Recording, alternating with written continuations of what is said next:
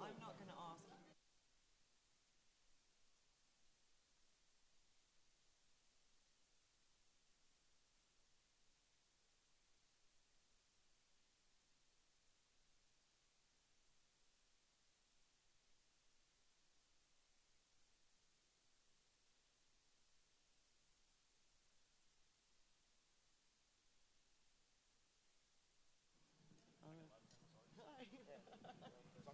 Hi, everyone. Thank you for joining us. My name's Marissa True. I'm the host of the Tezos Ecosystem podcast called Tez Talks Radio, and also the content lead of Blockhouse, and in charge of curating this entire Tezos-led speaker series.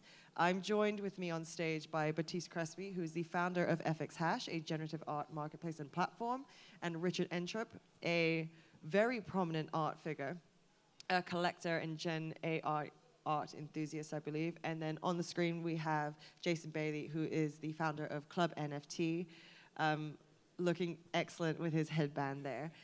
And so today we're going to discuss value in the eye of the creator. The principle of this discussion is to help us understand how we come to value blockchain-based digital art, because it is a relatively new field. Digital art isn't that new. But for some reason, we are struggling to create the parameters for how we feel or sense the value of the art that exists on there, as diverse as it might be. So we're going to start off with the basics. I'd like to go around to each of you and get you to introduce yourselves a bit more thoroughly and what you do. So Baptiste, we'll start with you. Hello, I'm Baptiste, ciphered on the internet. I'm the founder of FX Hash, a generative art platform focused on helping artists leveraging the Web3 technology in an open way. I'm also a generative artist. That's why I actually built the platform in the first place. Richard? Hi, Richard Entrup. I'm currently an advisor and investor for Web3 metaverse companies. Recently joined assisting KPMG with their Web3 metaverse strategy. Prior to that, I've been at Christie's from 2017 to 2019. I was a global CIO and CDO at Christie's, and I was also at CTO at MoMA at one point early in my career as well. So I've been in the art world twice. I'm also an NFT enthusiast, very passionate Tezos NFT collector, and lots of the Tezos artists are very dear friends. I'm actually curating them right now, so great to be here. And last but not least, Jason? Hey everybody, I'm Jason Bailey. A lot of people know me as Art Gnome. I'm early collector from 2017 and writer in my blog artgnome.com. And more recently, I'm the CEO of Club NFT. So it's a company designed to help people protect, or collectors to protect their NFTs, and of Right Click Save, which is the leading Web3 cultural publication out there. Nice to meet you all. Thank you very much. So we're going to start with the bare basics, because I think there is a bit of a learning curve when it comes to understanding, say, the difference between blockchain-based digital art and digital art. So this is a question that's open to all of you. Is there an actual difference between those two art mediums? Oh, I wouldn't say there might be a difference if the artist decides to leverage the blockchain in a particular way for the art. But I would say that blockchains offer these layers to allow artists to sell their digital art in the first place, which in itself is powerful enough, I'd say. Loaded question. So digital art is digital art. I think in the case of FX Hash, you're leveraging the technology, blockchain, which is technology, to actually create the art. So certain artists like Kevin Abosch and Ryan Bell and Tyler Hobbs and others leverage and utilize the technology to create the art. And you've got folks creating art in all kinds of products, from Unreal to Unity and others. It's also digital art. But the blockchain component, one adds a certain element of technology to create it. It also adds the obvious ones of provenance and authenticity and a validation that it's unique, it's immutable, it's one unique digital asset. So there's a couple of different ways to look at that question. So there's a few layers to the technicalities of it all that can actually differentiate those two fields. Jason, would you like to add your Sure, yeah. demarcation? I think, as Richard said, digital art is digital art. It's been around for a long time, and it's actually been collectible for a long time. It's just been a very small group of collectors that had interest until blockchain and as a technology, but also as sort of a social movement through crypto art, swept in, and what we saw was an amazing spike or jump in terms of interest in collecting digital art. We could talk about whether or not NFTs are the perfect format, but it's hard to deny that they coincided with a massive increase in interest and belief around the ability to collect digital art. So then using the term NFTs, I think that is probably one of the biggest hang-ups or hurdles that we're seeing in conversations around the art space, because I think that's sort of categorized these art forms in a particular way that have separated it from the rest. And given that there's a mass market for NFTs, not just art, but in collectibles, so we're looking at things like Bored Apes and CryptoPunks, and having to take on the task of dividing up the categories and saying, this is a collectible, this is generative art, this is, pixel art. How is that shaping the discussion even further about how blockchain-based art should be valued? Anyone? I'll take that one, I guess. So I've worked in both sides of the art world. At MoMA museums, it's not about commerce, it's about inspiring people to connect with the art. It's all about the art. At Christie's, it's all about selling stuff and connecting buyers and sellers. So it's very two different missions. But to answer the question, I think value is subjective, based on demand and scarcity.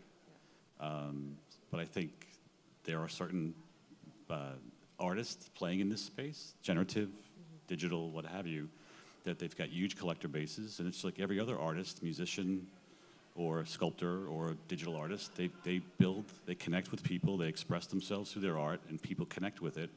And that's a dynamic that doesn't need blockchain or anything else to happen. But blockchain adds an element of scarcity, uniqueness. It makes that JPEG unique. The big joke for folks who don't understand this technology is that JPEG, I can just right-click it, save, and copy it, and who cares? But they don't understand what the uniqueness of what blockchain does to that asset.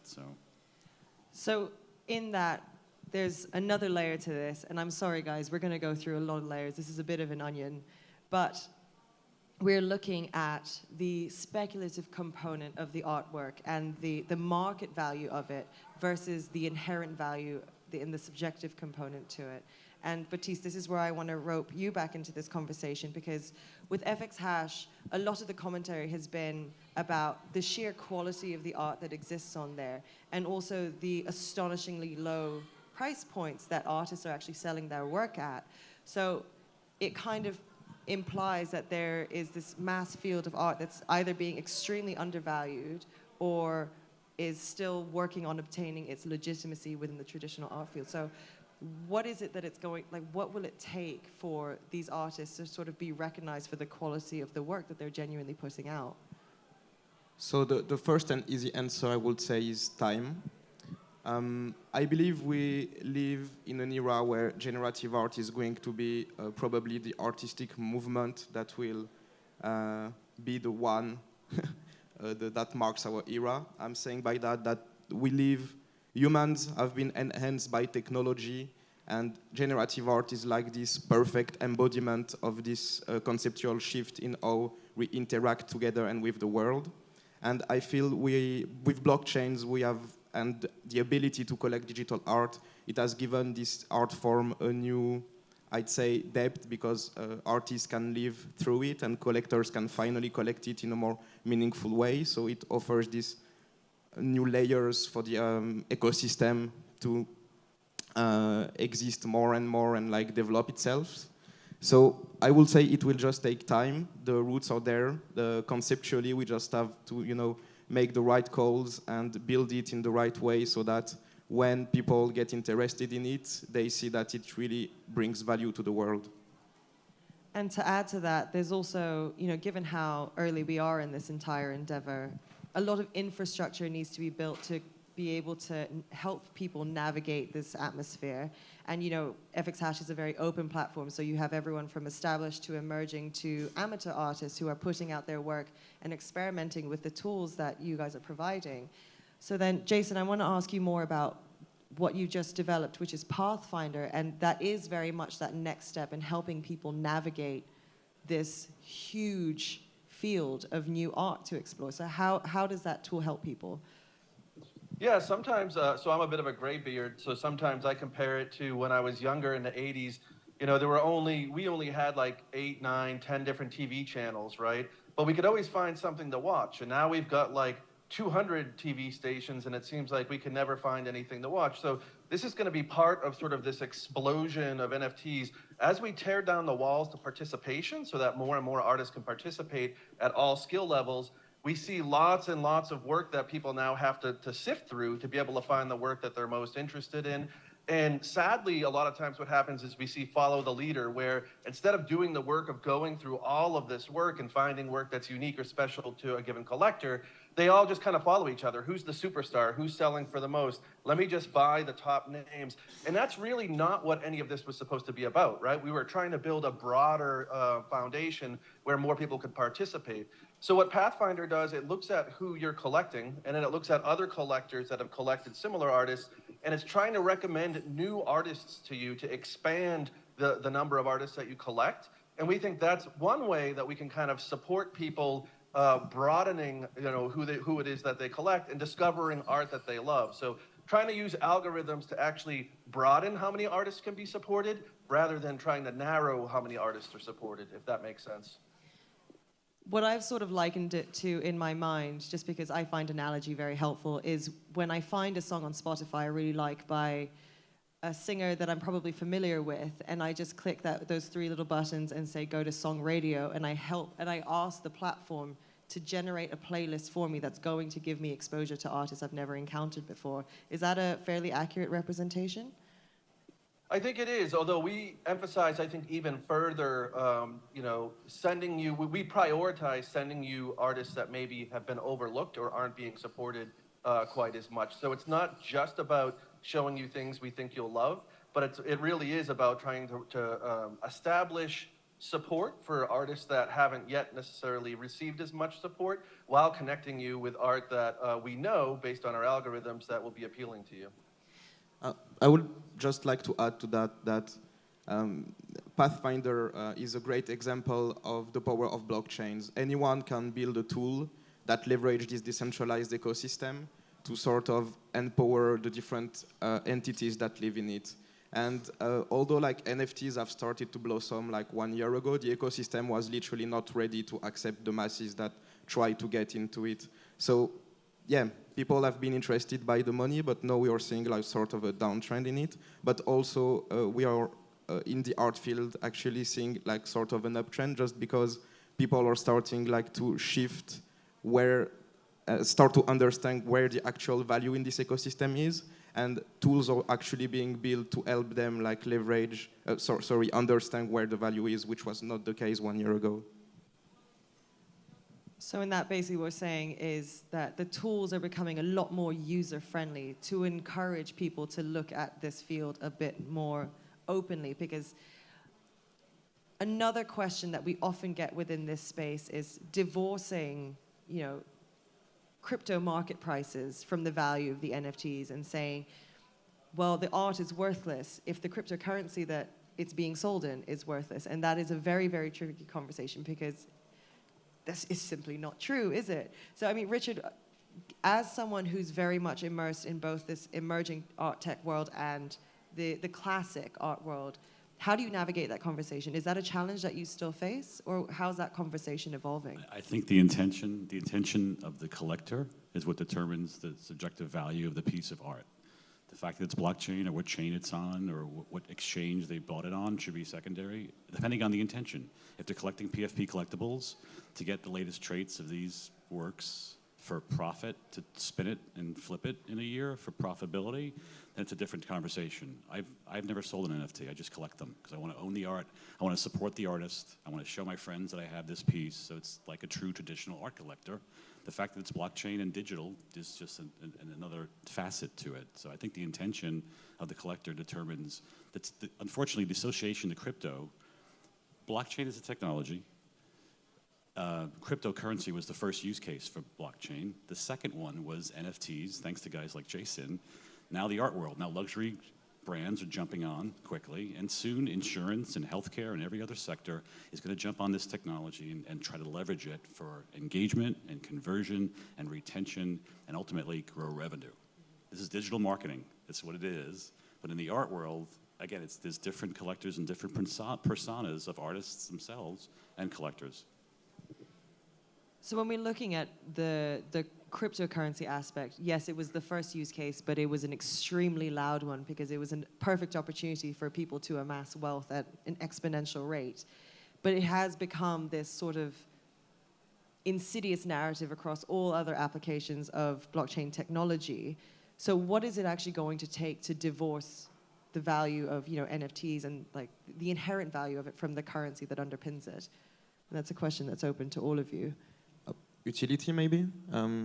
So in our case, for instance, as the price of the cryptocurrency on our network goes down, and it's been going down for a while, the actual dollar price of the pieces on the platform tends to either stays the same because people are seeing the value of the pieces in dollar and not in the cryptocurrency itself. So again, I would say it will just take great applications and time so that the people can start seeing this ecosystem as something that's valuable for the world and that can bring value to them also.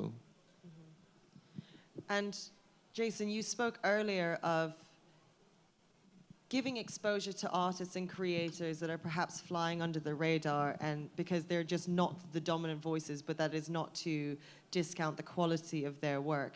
And that also brings into the crisis of new technologies, which is always a bit of a diversity problem. How are platforms like Pathfinder basically ensuring that there is going to be better representation across a variety of geographies, genders, orientations, and so on? Yeah, I think in a way we're building upon platforms like Baptiste's FX Hash, right? So it doesn't happen by accident. I think FX Hash has done an amazing job of building a platform that sort of embraces the early crypto art principles of allowing everybody to participate, right? And it's a lot of work. They've put in a lot of systems and rules that allow for everybody to participate in it.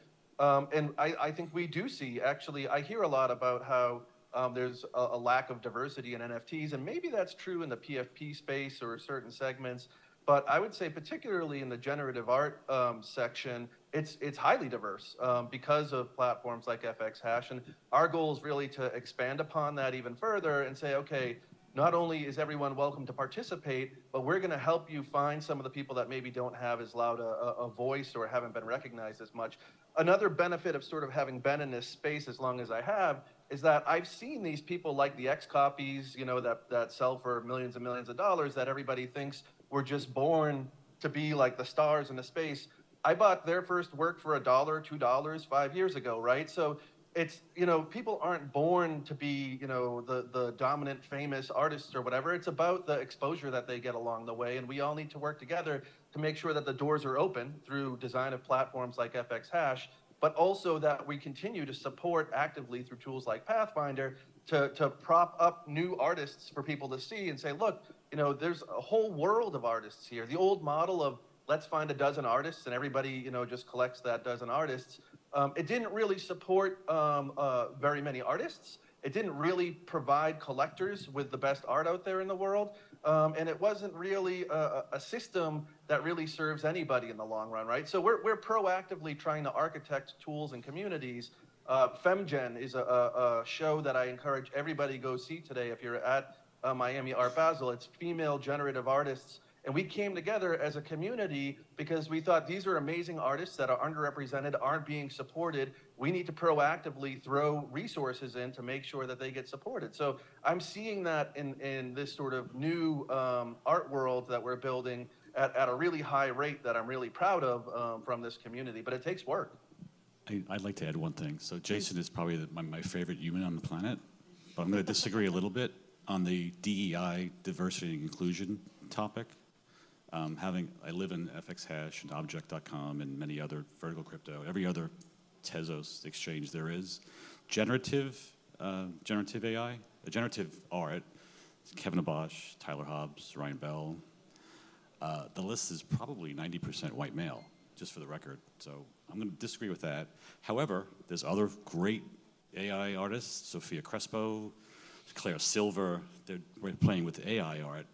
So I think it's got opportunity to grow, but to Jason's point, I think his tools and other tools, as they become more pervasive, they'll ensure equity in the algorithms and the AI so that everyone gets to play on the artist side as well as the collector. Baptiste, Yeah, no, I was gonna back up this actually because, yeah, I would say that in Gen Art in particular, there is not so much diversity, less than any other NFT space, I would say. There's that diversity in like what people create, but not who creates it, and yeah, it will be a matter of providing resources, as Jason said, to the underrepresented communities so that they can have the tools and can have the knowledge so that when they want to create some art, they have the abilities to do it. And to add on to all of your points, I think there's a second conversation here, which is I think the vast majority of this point has circled the topic of gender in particular, but there is also the cultural aspect. So, later on this afternoon, I've curated a panel called On-Chain Geography, Putting Blockchain on the Map, or something to that effect. And I essentially wanted to find artists that represented regions from across the world, and that was an endeavor like no other, because not only was it a matter of whether there were people available or prominent enough for me to be able to reach out to, but it was their inability to come and travel to places like Art Basel, Miami Beach for visa purposes. It was their economic means. There were so many other layers of this conversation that provide a clear picture of all of the hurdles that they are facing ahead of even being able to enter this convention center. And so it's a matter of, how are we making sure that these guys also have access to these technological tools to be able to even have their name appear on the screen to begin with. So I just want to add one thing. The ultimate pun in this topic is art mirrors life.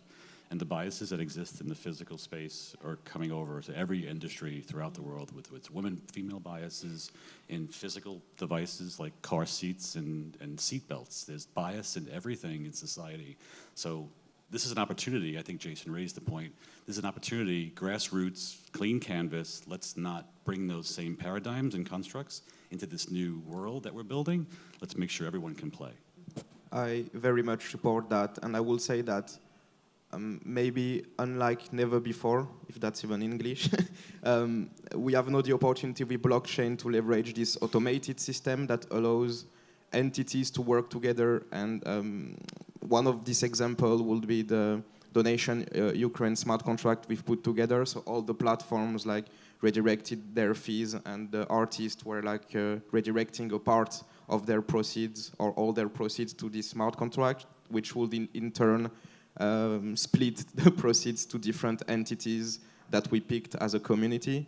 So this is quite amazing, actually. Like in a matter of a few days, we were able to set up a system that can help like thousands of people to donate to particular institutions through an automated system.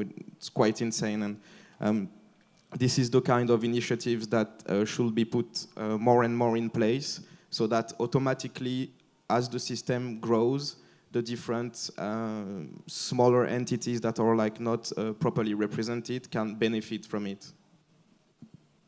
And Jason, would you like to add anything? No, I mean, I guess I agree with them that within generative art, it is maybe a little bit less diverse, but I think one step to us expanding that is through representation. So again, to sort of plug the FemGen show today, where there's more than a dozen female generative artists, I think when people see, that how many amazing women there are in the space, and that we could do more just to support them, never mind asking how do we get more, people to participate, how do we do a better job of supporting the ones that are here, which I think inspires other people to come in. So yeah, I'm excited about the direction that this is going. And I do think it gets a little bit better if you talk about NFTs more broadly. I mean, I think there's a lot of relief in understanding that these conversations are very much a serious point, and that they are taking place, and that there is the recognition that, all of you are respective leaders in your fields, and if this is something that is very salient in your minds, then obviously we're making progress. But then does that salience translate all the way to the top? Because, we're sitting here at Art Basel, Miami Beach, probably one of the most established art institutions overall. Do we realistically think those conversations are being had in the same way that they're being had on our level? Because, I mean, Jason, I think FemGen is a phenomenal example of the power of pushing for diversity within this space, but at what point are we going to have the magnitude of that event represented here in the main event, our Basel Miami Beach? Yeah, we're ready to support it whenever anyone invites us. So, it's top of our mind in terms of, where we put our resources and time and energy. So, and I also wonder if really large events, and maybe I'll get in trouble for this, but I guess it's good that I'm up in Massachusetts and not down there. I also wonder if these events will continue to be the main event if they don't serve the general population, diverse population, right? So there's a real threat that old art world institutional events like this will become increasingly less relevant if they don't find a way to diversify. I think that's a reality across the board. I think the NFT movement, culture, has definitely opened up the art market to a wide breadth of cultures and diversity for sure. The old art world was just not open, right? It was closed, very pretentious, you didn't feel comfortable walking into a gallery or an auction house. This has turned that upside down. Everyone's getting to participate, but to the earlier point on diversity and inclusion, we need to make sure that we keep that at the forefront. Baptiste, do you want to add anything, or just echo the point? Oh yeah, no. Succinct, I like it. So yeah, I mean, again, the undercurrent of all this is sort of understanding where the power lies in these conversations and who we give the authority to as the gatekeepers of what we understand as value within the art world. And I was having a conversation earlier this morning with Fanny Lockerbay, who's she's in the audience. And we were talking about, oh, there we go, a little interaction. About how there is also potentially a crisis of diversity on the collector side of things. Like, if the collector space is also male-dominated, those collectors are also going to have an idea of what they see as the value in different pieces, and they may guide certain aesthetics that are going to rise to prominence. And if we don't have enough female collectors in the space being represented and showcasing what they determine to be valuable in the space, then we're tilting the wrong way, or we're not keeping it balanced anymore. So how do we not only encourage diversity for the artists, but also the institutional players as well?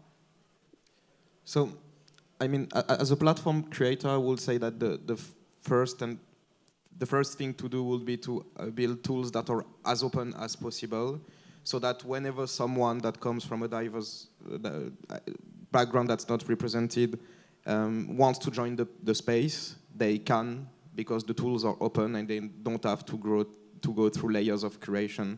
But this is like really the first step, and this is like not enough. We need to build some sort of initiatives, which I am like maybe not as not knowledgeable enough to speak about this. But like this is something that we are looking internally. How can we truly support these initiatives in the proper fashion? Because we've noticed, and it's even worse on the collector side, that it's a space where most of the people are male. And I think it's a matter of spreading the word. It's a matter of building all these small tools that will allow this ecosystem to make sure that when the word is spread, it can effectively make changes. Would anyone like to add to that point? Excellent. So then in that, we're about to go into another layer. Looking at the artists, like bringing this conversation back to the artists, there is an argument to say that when it comes to generative art, the artists have almost a little bit more power and sway in terms of how their piece will be received and valued. So if you guys have checked out our Tezos exhibition next door, you will see underneath the pieces that are minted, qualities and traits that are described, and therefore you can also get an assessment of the piece's rarity. And so there's a couple layers there. There's the rarity of the piece based on the characteristics that are depicted on the image. Then there's the, I guess, level of recognition of the artist, then there's the number of editions, and all of these kind of come together to shape how we value that piece. Do you think that that power rests with the artist a bit more than it's ever done so before in the past? Jason? Yeah, I mean, I think generative art's interesting in that a lot of people are as there are so many new collectors to generative art that they're starting to grapple a little bit more maybe this year than last year with how traditional guides to, let's call it analog or physical art, don't really apply here, right? So there's the question of when I can produce near infinite output from a single model, you know, does the scarcity of individual images matter as much? Like where if I were a painter, there's only so many paintings theoretically I could put out in a year, but with these new tools, you know, artists can choose if they want to put out hundreds of thousands of works, right? Now, that should give collectors pause to think about how much does the total amount of work that an artist makes matter to me? So for some people that are more speculative, maybe they're looking for an artist that's not going to put out too much work because they think that contributes to the value. But what I'm excited about is less that side and more about generative art's ability to make collecting affordable. I think you said earlier that FX hash, some of the prices are a little bit lower. Well, if you look at the entire volume of work that those artists are creating, they're doing pretty well, right? Like, you know, they could always do better, but like while keeping prices affordable, to me, that's not a problem. That's actually a solution, right? Maybe back to your last question about how do we expand who gets to collect?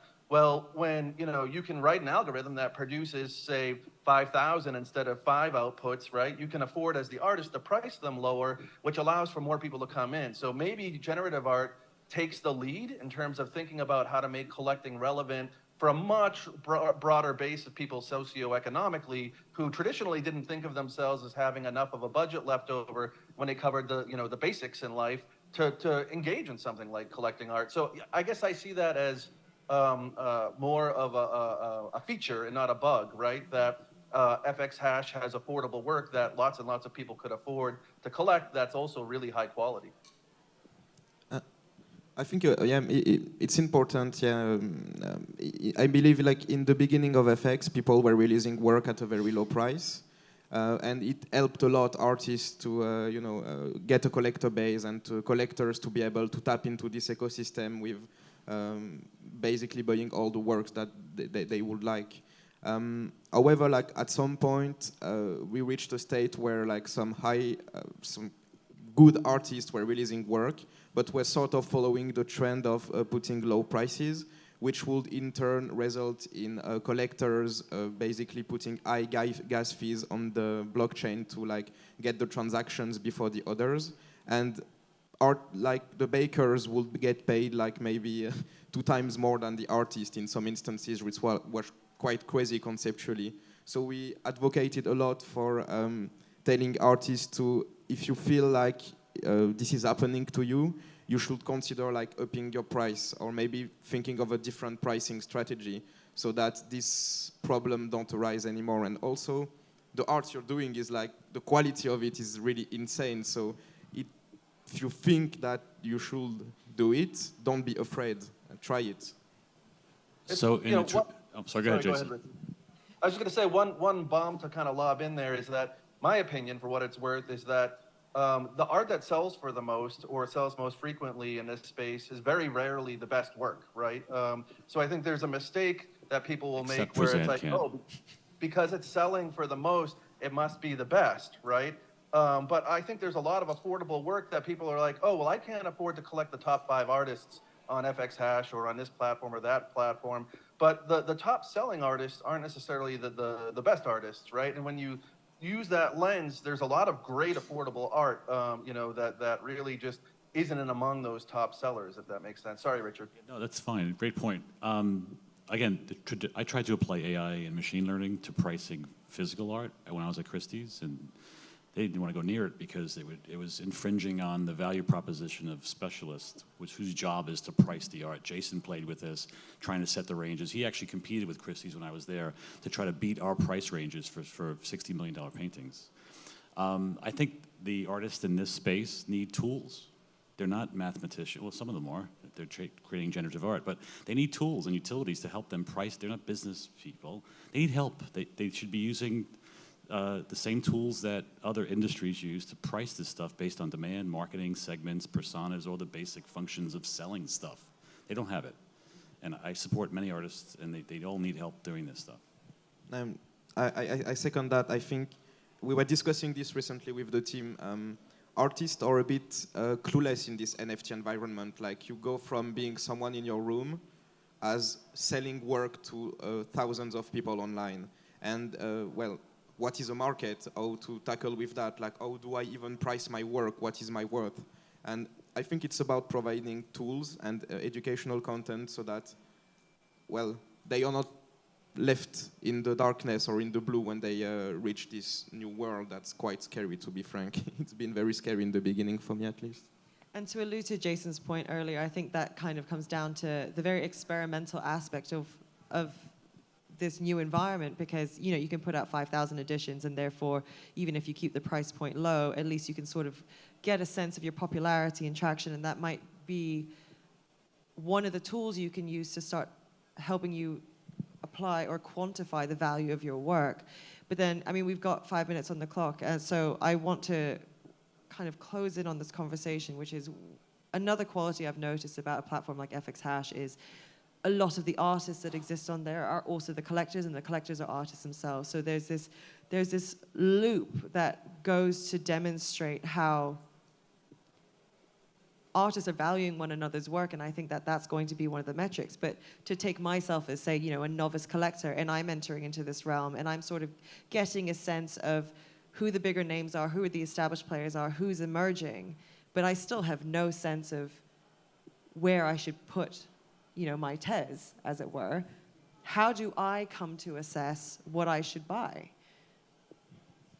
If you like it, if you like the artist, if you like the vision, at least that's what I'm doing.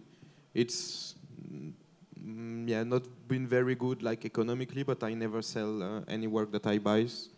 I'm there for supporting the artists that I like to help their journey. I don't think it's FX Hash. I think the Tezos community, art collectors, all help each other. Claire Silver, Lawrence Fuller, there's a long list that buy each other's work all the time. So it's just the culture of the Tezos community. A lot of them have gone to the dark side recently. That's another discussion that we're not going to have time for, but that's a really... We don't speak of that name. But it's a really powerful, so anyway, I think it's interesting point. Yeah. But to your question, how do I decide where to put my Tez or what to collect next? I have sort of a memorized response to this because I get asked a lot by new collectors, what should we do? And it served me really well, and I think it served a lot of other people really well too, which is I tell people, buy art you love, created by artists that you want to see succeed, for prices that you can afford, with the assumption that you'll never be able to resell it, and you'll always be happy, right? Where people get into murky waters is when they're like, oh, this artist, regardless of whether or not I like their work, appears to be going up. Let me try to buy that to ride that train and sell it to someone else who maybe will like it more since I don't really like it. And that's when the house of cards falls in. So, buy art the art you love, buy artists that you want to see succeed, be smart about it, don't spend money you don't have. And worst case scenario, you're stuck with a great collection that you love. yeah, I think I would have seen it slightly differently in terms of to completely disregard the speculative aspect in trying to flip an art piece and trying to see the value and appreciate and use it as a bit of a get-rich-quick scheme. I think I'm looking at it more in terms of when it comes to a medium like generative art, which has a few more dimensions to how you come to assess value. It's sort of understanding what that is. So it's how do I learn more about the artist? How does the number of editions matter? Or how should I assess rarity when I'm looking at the piece? Or if I think it's a pretty picture and I like it, but I come to find that the code that underpins it is a bit rudimentary, does that devalue it in my eyes? It's sort of finding a way for everyday people like myself to see this artwork and think, that to me is a quality piece. It's, there's a craftsmanship here. How do people learn about that? Where do they go? Well, we don't have the time to answer that. There's too much to unpack there. It's such a wide field and there are so many components in it that it takes time for artists to get into it. But if you want to collect properly, I'd say it takes maybe as much time to educate yourself. try to understand first the market dynamics, but also conceptually what is this art form, how does it work, what are algorithms, why is Zancan like such interesting in the way he draws the plants that he draws, you know, and yeah, there's too much to unpack, but... and if you don't want to go there, just go the PFP route. Don't go the PFP route. I would say, one of the things that I encourage people to do is to actually, there's a free programming language called processing that a lot of these generative artists got their start on, and it's designed for non-programmers, right, for everyday people. So it's created by Casey Reese about 20 years ago, Ben Fry and Casey Reese. And if you really want to start collecting generative art and understand the differences and the nuance between the pieces, even in an hour or 2 hours of just open up processing, download it, and play with it. And it's designed for everyday people, not for super technical people. And change a few numbers and hit play and see what happens. I think that's one of the fastest ways to become really smart about how these things are being built and what's going on, underneath. So yeah, really encourage folks to actually think a bit about programming, and to Baptiste's point, learn a little bit about the algorithms. It'll give you a greater appreciation too for what's being created. So it's a little bit of research, a little bit of experimentation, and a whole lot of trusting your gut. Baptiste, Richard, Jason, thank you so much for all of your perspectives. Hopefully we've enlightened people as to where they can get started in this entire journey. And if there are any questions, just come find us at the Tezos exhibition. Thank you. Thank you.